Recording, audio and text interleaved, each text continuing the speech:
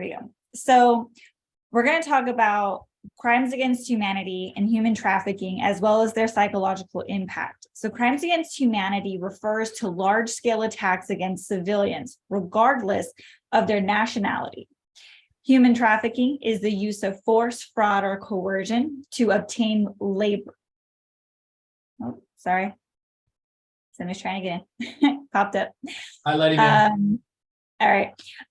Human trafficking is the use of force, fraud, or coercion to obtain labor or a commercial sex act. And both human trafficking and crimes against humanity have far-reaching social implications beyond the victim themselves. So we're going to get started on that. All right. There we go. All right. So during the 1990s, the list of mass atrocities actually became pretty long. And so what this is a systematic killing, thousands of civilians, widespread displacement, sexual violence against women, abduction and enslavement of children. And these are really exemplified in the 90s in places like Bosnia, Somalia, Rwanda, Kosovo, Darfur, and East Timor. But when we see this increase of all of these mass atrocities, we also see an increase in the efforts by the international community to really confront crimes against humanity and protect their civilians from these mass killings and targeted attacks. So again, crimes against humanity is the specific crimes committed in the context of a large-scale attack targeting civilians regardless of their nationality. That's an important part. It has to be regardless of their nationality. So anybody can be the target of that. And these specific crimes can be murder, torture, sexual violence, enslavement, persecution, enforced disappearance, et cetera, et cetera. So when we have crimes against humanity, they're often being committed by part of state policies. But they can also be committed by non-state armed groups or paramilitary forces when they're perpetrating those specific crimes which amount to crimes against humanity. So, unlike war crimes, right? Crimes against humanity can be committed in a peacetime. Unlike genocide, for example, they're not necessarily committed against a specific national, ethnic, racial, or religious group. Anybody is fair game when you're talking about crimes against humanity. So it's the amounting of all of those specific crimes against a civilian population. So again, when we have human rights violations, these crimes don't engage state responsibility. So previously in this course, I'm going to give just a real brief background. Previously throughout this course, you're going to hear about state responsibility, state obligations, right? So your state, your government has the obligation. They must perform some sort of act of protection for their citizens, right? So the state has that responsibility. They must do that. So when we're talking about state responsibility, when we're talking about crimes against humanity, the state is not involved. The state does not take that responsibility. It's an individual criminal responsibility. So this means that individuals, one person, can be tried and found personally responsible for crimes against humanity. Unlike war crimes and genocide, crimes against humanity are not codified in any international convention. Although there are currently, and there's an international effort to establish such a treaty, which is led by the Crimes Against Humanity Initiative, which is to get that international convention on the books for crimes against humanity. Okay. All right, so who commits these crimes? Who is out there committing crimes against humanity? So violent acts by non-state groups against the general population for political purposes are abhorrent crimes that, when they're widespread and systematic, can amount to crimes against humanity, right? It's accumulation of those specific crimes. So Human Rights Watch, which is an organization that kind of watches the human rights issues around the world, they condemn these acts, that governments have a responsibility to protect those within their jurisdiction from extremist attacks. But they also have to ensure that any counterterrorism measures taken respect human rights. So again, it's that fine line that states have to walk between security and protection, right? And the Human Rights Watch monitors actions by governments and intergovernmental bodies against violent extremism. And they do this really to ensure that states don't infringe on the rights of their citizens, such as their right to life, the protection from torture and ill treatment, and to a fair trial. And they condemn governments for targeting minorities and kind of stifling the rights of free expression, association, peaceful assembly in the name of security. So again, states have to protect the human rights of their citizens, but they also have to protect those same citizens from security threats from outside and inside their borders. So acts of terrorism can be classified as a crime against humanity, which is conducted systematically and widespread, and organized by state or non-state actors directed at any civilian population. And secondly, for most countries, acts of terrorized are criminalized as an ordinary crime, right? You're in a state, no matter what state you're in, your state probably has a crime, such as, let's just say, murder. Murder is a crime, and by itself, an individual can be tried and convicted of that one crime. Most states also have terrorism as that same type of crime. So it is an individual crime that an individual person can be tried and convicted for. So again, it's a culmination of individual crimes that amount to these crimes against humanity. And so what happens when somebody gets convicted of these crimes? Well, then we're looking at the International Criminal Court, and they have the important role to prosecute the acts of terrorism that lead to crimes against humanity, right? So let me go on. So this brings us to the Nuremberg trials. Now, the Nuremberg trials were done to bring Nazi criminals to justice. It was a series of 13 trials in Nuremberg, Germany, between 1945 and 1949. Nuremberg was chosen because the Palace of Justice was relatively undamaged by the war, and it had its own prison area where they could hold those being tried for the duration of the trial. Nuremberg was also the location of annual Nazi propaganda rallies, so it really served as a symbolic gesture for the end of Hitler's government and the Third Reich. And the defendants included Nazi party officials, high-ranking military officers, German industrialists, doctors, lawyers. And so the Nuremberg trials were giving the foundation to the idea that individuals can be held accountable. It's not just the state, it's the individuals involved in those crimes that are now being held accountable. So let's take a step back here and kind of how did we get to the Nuremberg trials, right? 1933, Adolf Hitler became Chancellor of Germany. Almost immediately, Nazi governing party began implementing policies designed to persecute German Jewish people, and they were perceived as enemies of the Nazi state. So over the next decade, these policies grew increasingly repressive and violent and ended up with the systematic state-sponsored murder of more than 6 million European Jewish people, along with about 4 to 6 million non-Jewish people. In 1942, the United States, Great Britain, and the Soviet Union issued a joint declaration noting mass murder and prosecute those responsible for the violence against civilian populations. So the trial was held instead of the execution of about 50 to 100,000 German staff and officers, which was proposed by the Soviet Union. So the trial was agreed upon as a criminal proceeding that would require documentation of these crimes. However, at the time, there was no precedent for an international trial of war crimes.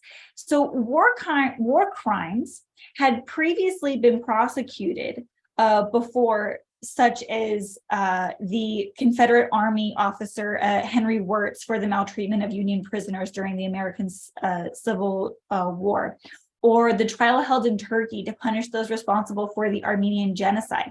But these were held in a single nation, right? But with the Nuremberg trials, we're having a group of 4 powers: the US, the UK, the Soviet Union, and France. So these allies established laws and procedures within the London Charter of International Military Tribunal from 1945. And this charter established 3 categories of crime: crimes against peace, which is the planning, preparing, starting, or waging wars of aggression or wars in violation of international agreements; war crimes, which was the violation of customs or laws of war, including the improper treatment of civilians and prisoners of war; and 3, crimes against humanity, including murder, enslavement, or deportation of civilians persecuted on political, religious, or racial grounds. So now we have 4 different states coming together saying, here are the crimes, we're setting the precedent ourselves. Since there is no precedent already set, we're setting it ourselves, and we're going to hold these individuals responsible for actions that they took against their Jewish population. So although the trials at the time were really controversial, they're now considered to be a huge step forward in the establishment of international law. And this led directly to the United Nations Genocide Convention and the Universal Declaration of Human Rights and the Geneva Convention on the Laws and Customs of War. So the International Military Tribunal provided the precedent for future trials. And this is evident when we see the Japanese war crimes in Tokyo between 1946 and 1948, the 1961 trial of Nazi leader Adolf Eichmann, and the tribunals of war crimes committed in 1993 in Yugoslavia and 1994 in Rwanda. So it took that step, and we can see it. It's in practice now. They set the precedent at the Nuremberg trials. So that brings us to our first case study, Joseph Kony. So Joseph Kony was a leader of the Lord's Resistance Army. Now, the LRA is one of Africa's cruelest armed groups. The LRA has abducted over 67,000 youths, and that's including about 30,000 children, for the use as child soldiers, sex slaves, porters, cleaners. They just staffed their ranks. And they really swept through and brutalized communities since they began in 1987. So how did we get to 1987 and the LRA? So a little bit of history here. Kony grew up in northern Uganda, and he was an ethnic Akoli. I think I'm saying that right. But when Yoweri Museveni seized power in Uganda in 1986 and became president, some Akoli revolted, and that rebel group called themselves the Holy Spirit Movement, which resisted the government troops' advances in Kampala, which is their capital.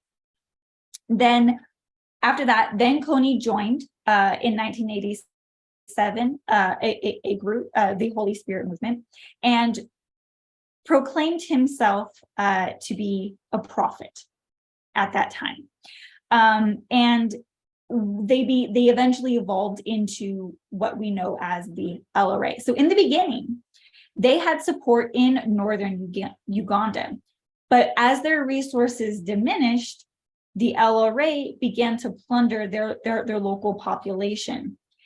And in 1994, they really gained considerable strength because they received support from the Sudanese government because they wanted to retaliate against Kampala for their support of Sudanese rebels. So again, they're kind of being used as a proxy here. So we have Kony, who has his prophecies and claimed that he receives them from spirits in his dreams. Now he starts to order attacks on villages. And this is when they would go in to a village and they would just completely decimate it, murder, rape, mutilation of the adults, and then they would abduct the children. So when they would come in, they would burn down their houses, burn down their crops. They would destroy any semblance of that community there. They would abduct their children and they join their ranks as child soldiers, cooks, cleaners, runners, porters, anything. They just completely staffed and ingrained these kids into their ranks. But what this does is it sets a really powerful message. Don't resist, or this is going to happen. And they swept through communities and just left nothing after they left.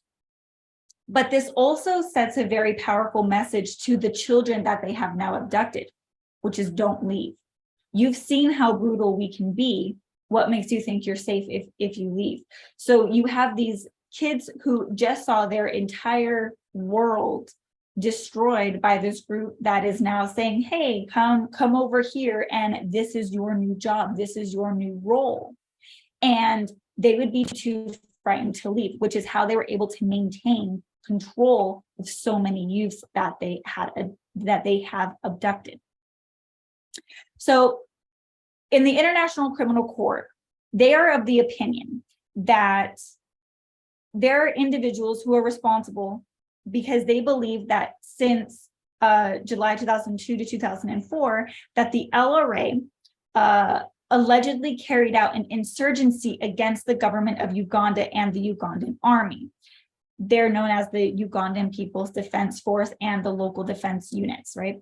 So the LRA has been directing attacks against both the defense force and the local defense units and against civilian populations. In pursuing their goals, the LRA has really engaged this entire cycle of violence established by this pattern of brutalization of civilians. That's important when we're talking about crimes against humanity. It's the civilians that are being attacked. And so they have the culmination of individual crimes of murder, abduction, sexual enslavement, mutilation, mass burnings, lootings, abduction of their citizens. And they're being forcibly recruited into the LRA as fighters, porters, cleaners, and what have you. And therefore they are also contributing to the attacks against their Ugandan army and their civilian communities. So a pretrial chamber found that there are reasonable grounds to believe several facts. That the LRA, which was allegedly founded by Joseph Kony, he was the chairman and commander-in-chief, and that that the LRA is organized in a military type hierarchy and operates as an army. And they're using those forces against civilian populations, right? And what we have here is the International Criminal Court issues a warrant for Kony, 5 senior LRA members. Again, we're looking at individuals being held accountable for the actions of a group. And their capacity is that they've issued a total of 12 counts of crimes against humanity and 21 counts of war crimes.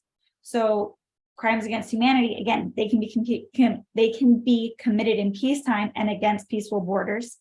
And then they also have 21 counts of war crimes against those 5 senior LRA members.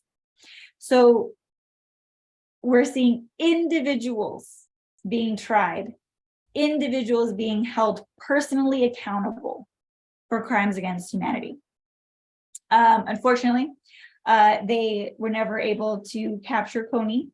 He is now living in the Sudanese region of Darfur.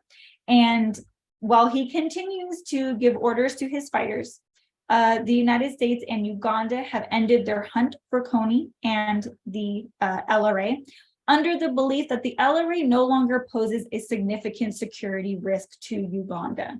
They've dispersed, right? Once these warrants have been issued, once the LRA really broke down and disbanded, they're no longer a significant security force. And part of the reason on why that disbandment happened was because the International Criminal Court issued those warrants. This also complicates a hunt for an individual, because now that one individual can be held personally accountable for all of these crimes, even though he may not have been the one actually doing it, he is being held personally accountable. There's very little reason for him to come out of hiding. That's Joseph Kony in a nutshell. So now we're going to switch over to human trafficking. So Asaf Dan Brown said human trafficking is the intentional force of another into slavery. And that really sums up what human trafficking is, what it is essentially, and what it is at its core. So,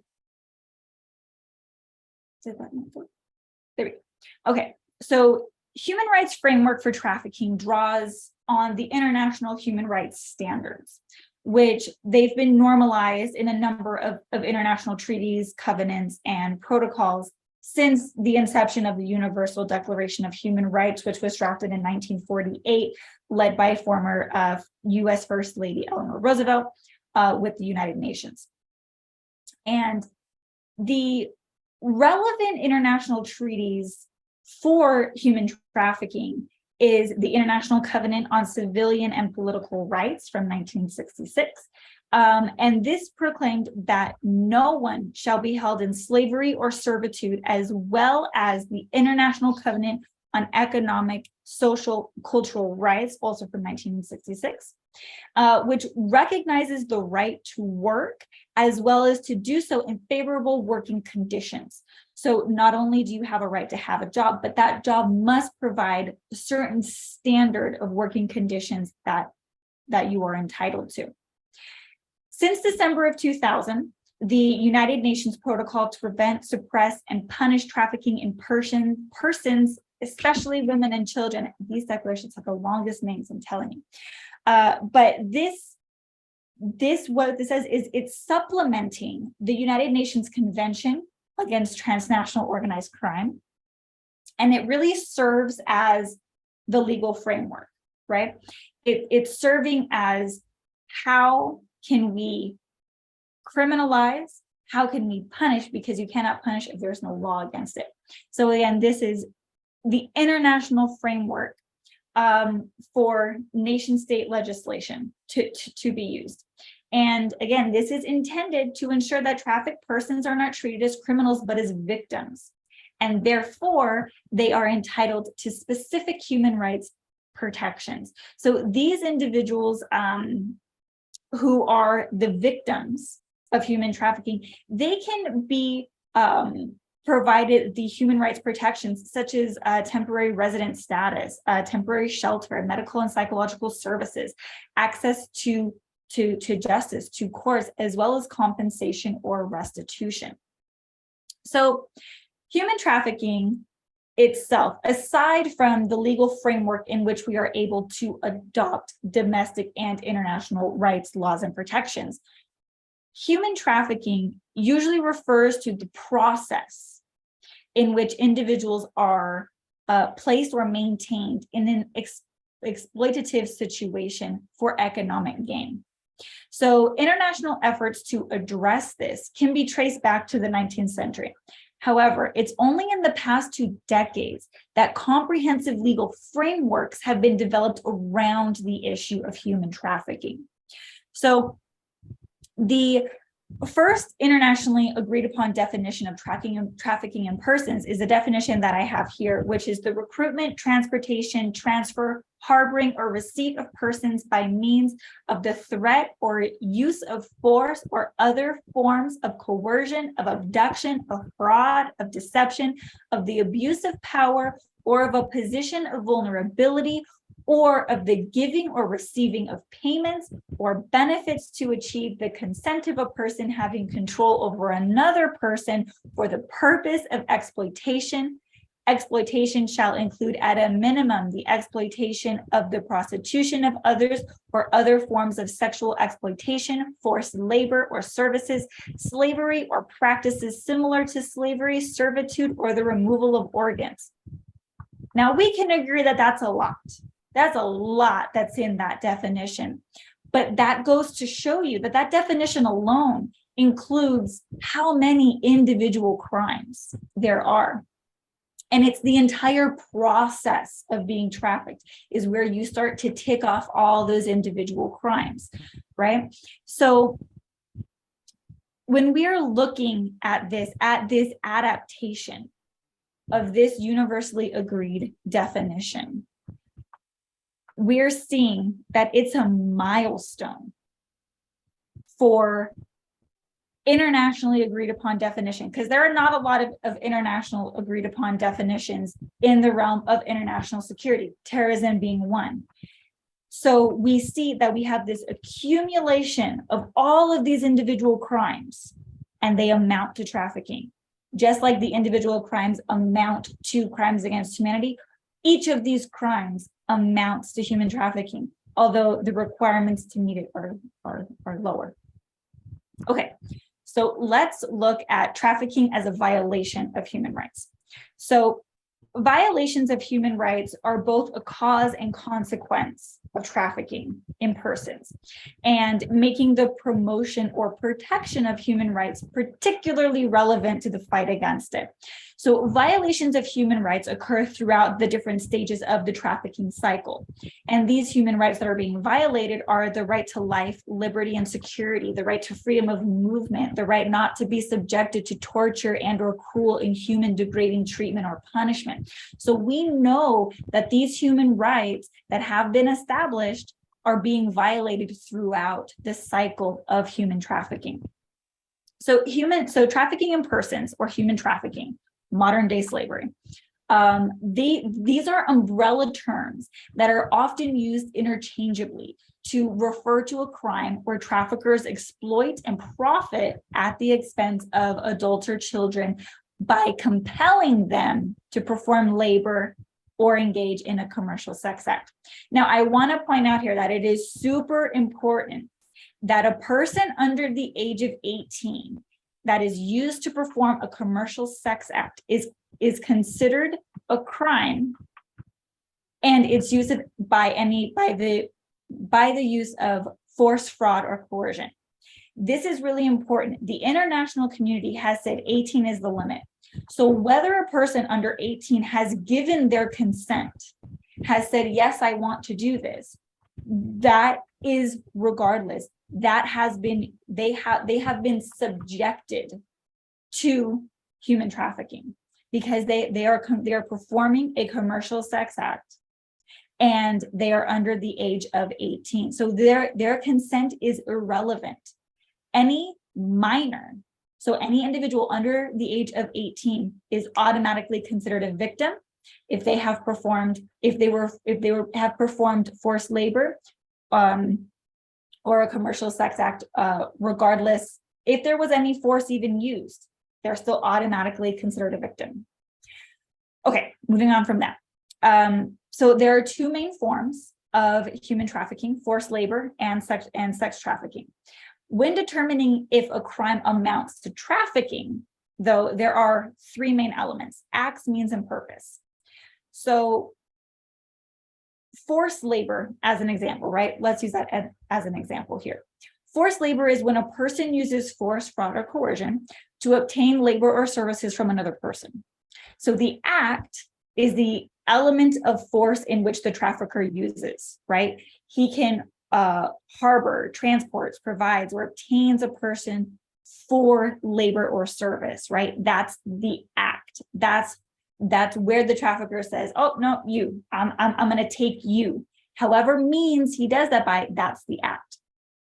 Then you have the means, right? This is the actual use of force, fraud, or coercion, such as threats and debt of manipulation. Now, this threats of force, debt manipulation, withholding of pays, confiscating of identity documents, psychological coercion, reputational harm, manipulation of the use of addictive substances, or the threat against others.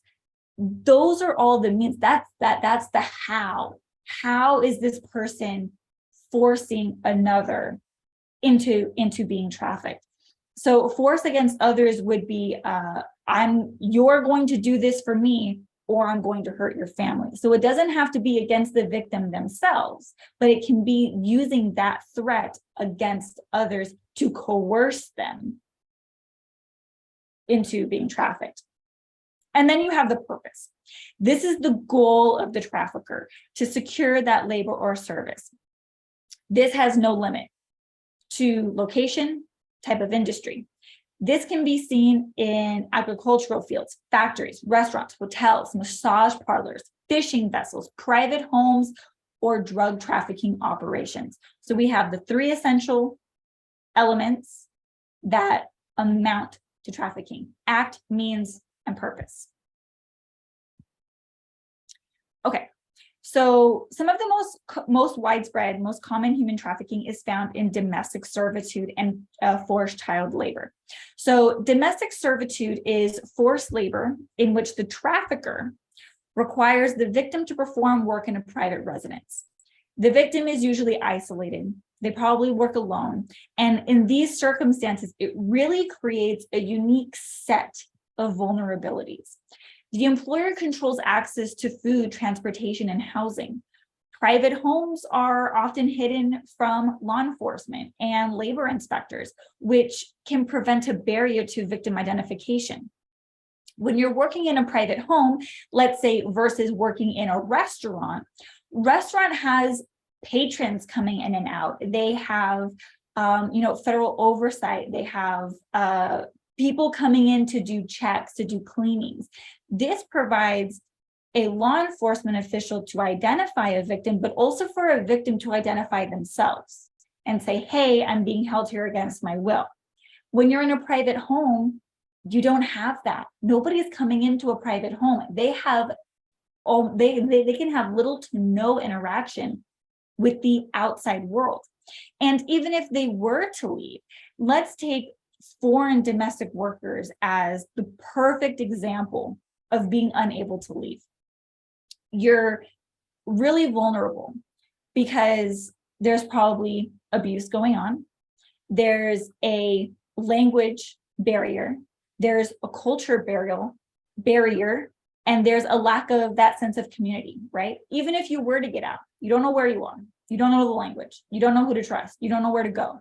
You don't have any of those normal societal cues that they're used to when they're in their place of residence, when they are where they grew up, right? Because they've been removed from that and they're kept completely isolated. And that's for domestic servitude. So that's really, really a tough one for victim identification. Then we have forced child labor. And this is when traffickers compel kids to work. They're often targeted because they're more vulnerable. And this amounts to slavery with the sale of children, forced or compulsory child labor, and debt bondage and serfdom of children. So, and this continues to exist despite the legal prohibitions and the widespread condemnation of these practices. And some indications when you're looking at forced child labor is when a child is in the custody of a non-family member, right? So they're not with their parents, they're not with their grandparents, aunts, uncles, cousins. They're with a completely different set of individuals. That can be a trigger for recognizing and victim identification. But also, if a child is working, that child working financially benefits someone else. it financially benefits someone outside of that child's family. And children are particularly vulnerable when they are in that situation, because again, your captor has access to food and they can deny food, rest, schooling. So if that child doesn't go to school, they don't have those societal cues. They're also not educating themselves. So all they know is that little world that they're being held captive in. And that child is working for the financial benefit of somebody else. And these are the two most common that we see. Okay, so terrorism and human trafficking, how do these two things interact, right? So how is trafficking used by terrorist organizations? And this is pretty common. So human trafficking is a very effective tool for terrorist organizations because it facilitates recruitment and retention to make foreign fighters, and it rewards the mechanism for successful combatants. So human trafficking can be used as a tactic as well. It's not just a means to an end, it's deliberately used as a tactic. So the threat of human trafficking intimidates populations, reduces resistance, and you can threaten with the use of enslavement. The rape of women are powerful motivators to reduce resistance against the population that you are targeting. Now, ISIS, they're particularly a good example of kidnapping and enslavement of the Yazidi women and other female prisoners. So female ISIS recruits, they have an average age of about 18. They can also be considered victims of entrapment and trafficking because of the techniques that are used and how they are exploited upon their arrival into ISIS-held territory. So ISIS has particularly targeted young girls from the West to become jihadi brides. So it's used again as a tactic to get them in. Remember, force, fraud, or coercion to get them in. If they're under 18, automatic victim. So we have to see these individuals that are being forced through fraud, coercion. They're being lied to be brought over and then exploited. So let's talk this point through a little bit for recruitments. If recruiters are victims themselves, how will it affect the way that the justice system categorizes them as recruiters, and who should be held criminally liable for the human trafficking? And that will influence how the law will interpret their actions as criminal defendants. So again, you have force, threat, fraud, coercion, abduction, deception. All of these things are used to gain consent. The consent of the victim then becomes irrelevant, because if you gain consent from the victim through threats, force, coercion, abduction, then that's not really consent, right? You're being forced to consent. So that consent becomes irrelevant. And again, it's the consent of the victim, even though they then went on to perpetrate crimes. So the links between human rights and trafficking in persons are manifold.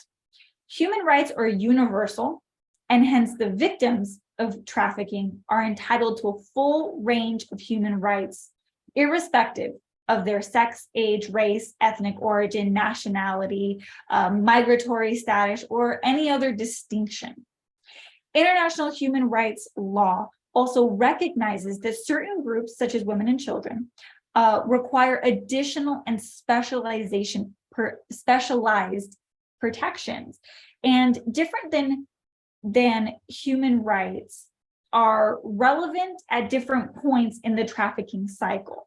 So some are especially relevant to the causes of trafficking versus crimes perpetrated after the trafficking. So this is when a violation of human rights, for instance, the violation of the right to an adequate standard of living, lead to an increase in vulnerability of a person.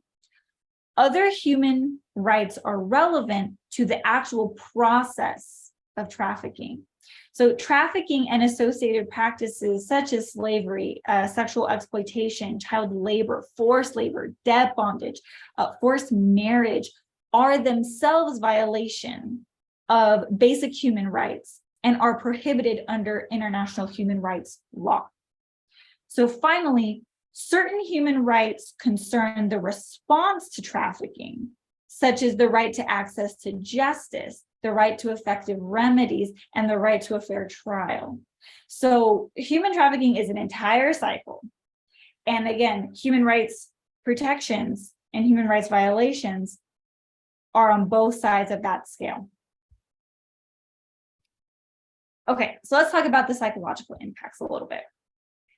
So the potential effects on the victims of terrorism can be devastating, and they can be multiple and widespread. It may be experienced that many have interrelated levels of trauma and of dealing with those effects. And individually, collectively, and societally, we feel those effects of human trafficking and terrorism. So from a victimological perspective, there are 3 circles of personal victimization that are determined in accordance with their proximity to the direct victim. You have primary or force or order victimization, and this is experienced by those who suffer harm directly, right? I was abducted, I was trafficked. That's the individual feeling of that victimization. And that's suffered directly. And whether it's injury, loss, or death, we have that first impact, the victim themselves. Then we have secondary or second order victimization. And this is by their immediate circle, right? This is their family members, relatives, friends of the primary victim. This is your immediate circle. They are feeling those effects of the victim's victimization. And then we have the third order of victimization. And this is experienced by those who observe the victimization. They are exposed to the victimization. And this can be through TV, radio coverage of that victimization, and or to help the attendant of the victim. So this could be a support group. This could be a therapy. These are the people who are kind of on the peripheral, but they're still somewhat engaged. They are the observers of those levels of victimizations. So unlike the effects of an accidental injury or disease, research on the effects of crimes has stressed the mental, psychological, and social effects in contrast to the physical or financial effects of it. And this is attributed to the fact that crime is qualitatively different from being the victim of an accident or a disease because it includes someone deliberately or recklessly harming you, right? There's that malicious intent when you're being victimized rather than an accident which was not intended. But with this type of victimization, it is absolutely intended and it is orchestrated, and that compounds those psychological effects. So when we're looking at potential physical and psychological consequences of terrorism, they can be highlighted in certain responses to that stress. So trafficking is successful by traffickers because they often seek vulnerable individuals, right? Displaced or homeless, runaways, and those with little social support and few resources, and individuals with psychological or emotional vulnerability. So this provides the traffickers with the best chance of capitalizing on an existing vulnerability and creating dependence and a distorted sense of reality. So traffickers shape through fraud, manipulation, and forces the victims to question their own ideas about what is true. Who can they trust? And what are those alternative options? And this is the way that psychological conditioning occurs. So this experience can cause multitude of psychological impacts on individuals. And these impacts can be caused intentionally by a terrorist or an extremist organization, or by the experience itself. So we see this very clear in depression, anxiety, and post-traumatic stress disorder. So with depression, you can have symptoms of depression that make it difficult to realistically evaluate and change their own circumstances. So the feelings of unworthiness, difficulty of thinking clearly and making decisions. So when depression is already present, this can be exacerbated and exploited by recruiters by playing on that person's present fears and feelings of worthlessness, right? And they're replacing that by giving them a mission. They're giving them a purpose. They're introducing them and reinforcing those feelings of, you're feeling depression here, so I'm going to play up all those fears, but also I'm going to give you a way out. I'm going to give you that feeling of worthiness. I'm going to give you that feeling of protection. I'm going to give you that emotional reassurance that that person is already lacking. And this is used to then draw people into the next phase of recruitment, right? And this is used as a tool to really keep individuals within the organization, because they play and they prey upon those weaknesses. And now, then you also have individuals that have left terrorist organizations, they have left extremist groups, they have left their captors, and now they again struggle with that depression, anxiety, post-traumatic stress disorder. So we're seeing it on both sides. It happens before, it's reinforced during, and it is exacerbated after. So what are some of the broader impacts of human trafficking? So when we're looking at the concern of positive obligations from a state, which requires state to adopt reasonable measures to prevent violations and to investigate, prosecute, punish, and provide reparation when serious human rights abuses arise. So I mentioned a little bit earlier, states have obligations. They have requirements that they must do. And these requirements are well recognized by international courts and bodies that arise under all general human rights treaties. And so the obligation extends not only to foreign state actors, but also to non-state actors, including terrorist groups. And this is reflected in the United Nations Human Rights Committee General Comment number 31, which regards the nature of the general legal obligation imposed on states parties to the covenant. So anybody that's a part of that agreement, has signed that agreement, they are required to do it.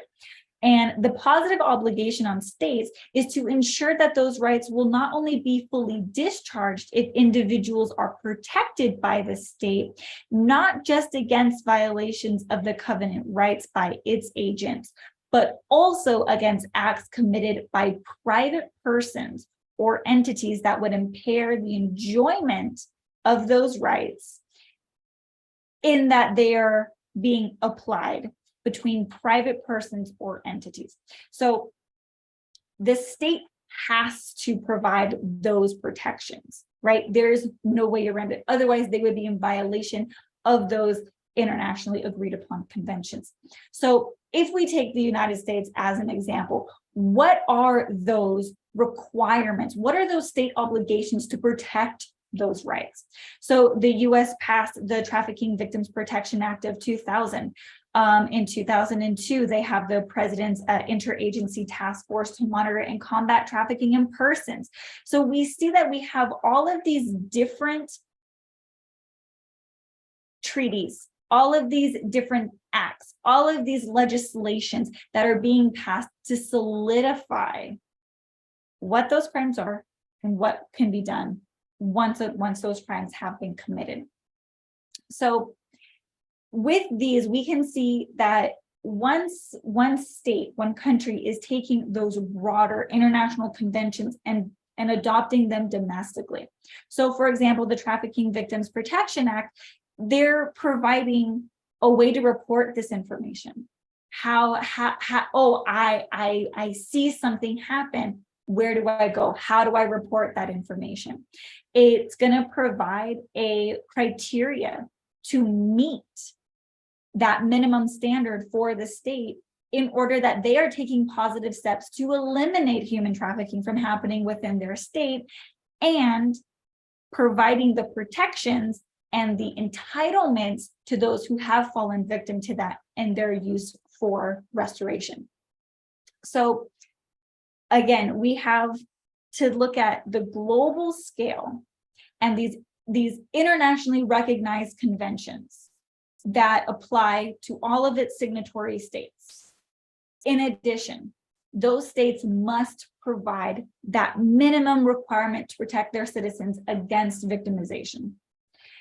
And they also must address perpetrators of a crime and victims of a crime, even if those victims ended up perpetrating crimes while they were being victimized. So it can be kind of a legal mess, but we can see how the state's obligation between protecting its citizens and security of its citizens are very, very different. And they can overlap, and they do. And we see that when a state starts to infringe on rights, they do it in the name of security, right? So something is happening. There is a threat level. So we see these legislations coming out saying, we're still going to have these protections on here. And so we use that as an example with the United States. I think that's all I have. Yeah, those are my resources. So I know that was a lot. I went through it a little bit fast, but thank you so much for listening to me.